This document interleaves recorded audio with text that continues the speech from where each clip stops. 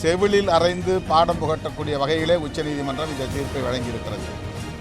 தயவு வேண்டும் என்பதற்காக தமிழ்நாட்டு மக்களின் ஆதரவை அவர்கள் மெல்ல மெல்ல இழக்கும் நிலைப்பாடுகளை எடுத்து வருகிறார்கள். திமுக கூட்டணியிலிருந்து சில கட்சிகள் வெளியே வரும் என்று இலவு காத்த கிளியைப் போல காத்திருந்தார்கள். அவ்வாறு இது நிகழவில்லை. RN ரவி அவர்களுக்கு உச்சநீதிமன்றம் பாடம் புகட்டியிருக்கிறது. RSS பின்புலத்தில் வளர்ந்த RN ரவி அவர்கள் இதுபோல முட்டுக்கட்டை போடுவதன் மூலம் திமுக அரசை நெருக்கடிக்குள்ளாக்க முடியும், செயலிழக்க செய்ய முடியும் என்று நம்பினார். தமிழ்நாடு அவருக்கு தோதான மண் இல்லை என்பதை தொடர்ந்து சட்டமன்றத்திலும் நீதிமன்றத்திலும் நிரூபித்து வருகிறோம். இங்கே நாகாலாந்தில் செய்ததைப் போல தமிழ்நாட்டில் செய்ய முடியாது என்பதை இப்போது அவர் உணர்ந்திருப்பார். திராவிட பாசறையில் வளர்ந்த ஜனநாயக சக்திகள் இங்கே ஒருங்கிணைந்து செயல்படுவது அவருக்கு மிகப்பெரிய பாடத்தை புகட்டியிருக்கிறது. இது முதல்வர் அவர்களுக்கு கிடைத்திருக்கிற ஒரு மகத்தான வெற்றி, தமிழ்நாட்டு மக்களுக்கு கிடைத்திருக்கிற மகத்தான வெற்றி. RN ரவி போன்ற ஆளுநர்கள் பிற மாநிலங்களில், பாஜக அல்லாத கட்சிகள் ஆளுகிற மாநிலங்களில் இனி நெருக்கடி கொடுக்க முடியாது, மாநில அரசுகளை முடக்க முடியாது என்பதை செவிலில் அறைந்து பாடம் புகட்டக்கூடிய வகையிலே உச்சநீதிமன்றம் இந்த தீர்ப்பை வழங்கியிருக்கிறது. அதிமுக இப்படிப்பட்ட நிலைப்பாடுகளை எடுப்பதன் மூலம் தமிழ்நாட்டு மக்களிடமிருந்து மெல்ல மெல்ல அவர்கள் விலகி நிற்கிறார்கள், அந்நியப்பட்டு கொண்டிருக்கிறார்கள். அவர்களே அவர்களுக்கான சரிவை நோக்கி போய்கொண்டிருக்கிறார்கள் என்றுதான் கருத வேண்டியிருக்கிறது.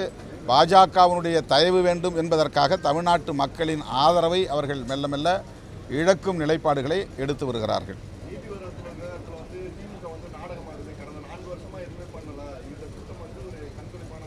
நாட்டுக்கே தெரியும், மக்களுக்கே தெரியும், இந்த அரசு ஆட்சி பொறுப்பேற்றதிலிருந்து நீட் விலக்கு மசோதாவை எத்தனை முறை சட்டமன்றத்திலே நிறைவேற்றி ஆளுநரின் ஒப்புதலுக்காக அனுப்பி வைத்திருக்கிறது என்பதை தெரியும். ஒரு மாநில அரசு இதை தாண்டி என்ன செய்ய முடியும் என்பதை அவர்கள் விளக்க வேண்டும்.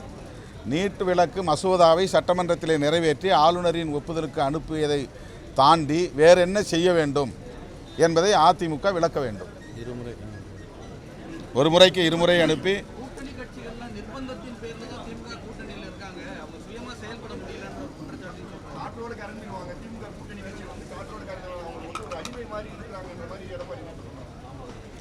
அது ஒரு விரக்தியின் வெளிப்பாடு. திமுக கூட்டணியிலிருந்து சில கட்சிகள் வெளியே வரும் என்று இலவு காத்த கிளியைப் போல காத்திருந்தார்கள். அவ்வாறு இது நிகழவில்லை.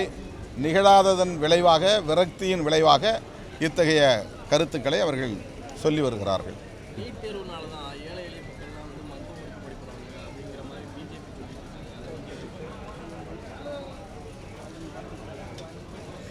நீட் தேர்வு வந்ததனால் அவர்கள் என்ன காரணத்திற்காக கொண்டு வந்தோம் என்று சொன்னார்களோ அது நிறைவேறவில்லை. குறிப்பாக தனியார் மருத்துவக் கல்லூரிகளில் கூடுதலாக கல்வி கட்டணம் வசூலிக்கப்படுகிறது, நன்கொடை வசூலிக்கப்படுகிறது. இதனால் பெரும் தனவந்தர்களின் குடும்பங்களை சார்ந்த பிள்ளைகள் தான் படிக்க முடியும் என்ற நிலை இருக்கிறது. அதை தடுப்பதற்காகத்தான் இதை கொண்டு வந்தோம் என்று சொன்னார்கள். ஆனால் அதில் ஒரு விழுக்காடு கூட நடைபெறவில்லை, நிறைவேறவில்லை. அதே அளவுக்கான ஒரு மருத்துவக் கல்லூரியில் எவ்வளவு கட்டணம் வசூலித்தார்களோ அதே கட்டணத்தை தான் இப்போதும் செலுத்த வேண்டிய நிலை இருக்கிறது. பல மடங்கு கூடுதலாக அவர்கள் நன்கொடையாக வசூலித்த தொகையெல்லாம் இப்போது வெள்ளை பணமாக, ஒயிட் மணியாக கட்டச் சொல்லுகிறார்கள், செலுத்தச் சொல்கிறார்கள். அவ்வளவுதான். இதில் எந்த விதமான மாற்றமும் நிகழவில்லை என்பதுதான் யதார்த்தமான உண்மை. இதுபோன்ற செய்திகளை மேலும் தெரிந்து கொள்ள எங்களது யூடியூப், ஃபேஸ்புக் மற்றும் ட்விட்டர் ஆப்களை சப்ஸ்கிரைப் செய்யவும்.